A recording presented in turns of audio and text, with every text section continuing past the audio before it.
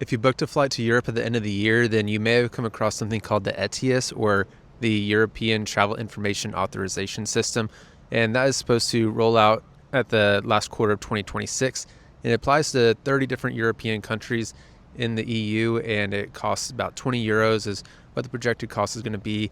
This program is not live yet, it's not rolled out, it does not take applications yet, but it's something that you need to know about if you're planning on traveling towards the end of the year. What this does is allows the European governments to keep track of people within the continent more accurately, and it uses biometric data. It is something that the application is estimated to get processed in a few minutes.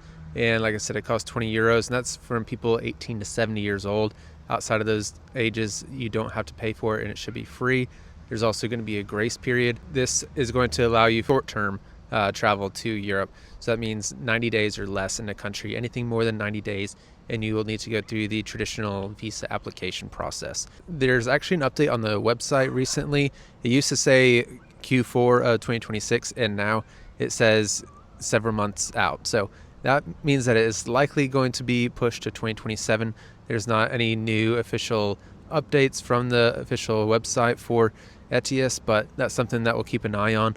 If you're traveling to Europe, though, you still need to do what's called an EES, and we will make a separate video on that in the coming days. And I'll tell you about what you need to do, because that is a new program since October of last year. So if you haven't been to Europe in a minute, then it's something you're going to want a refresher on. Hit that follow button if you want to see the EES video coming out in the next few days. Last thing to know about the ETIAS program is that it is going to be linked towards your same passport number. So if you are planning on updating your passport and renewing it, then you may want to do that before you actually apply to the ETIAS program, because if you update your passport with a renewal, the previous ETIAS is not going to be valid anymore.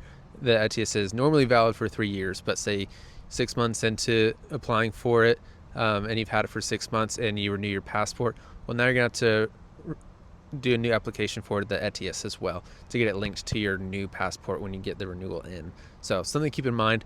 As always, like, follow, and share this with someone that's planning for a European trip soon, or someone that you think needs to know this information.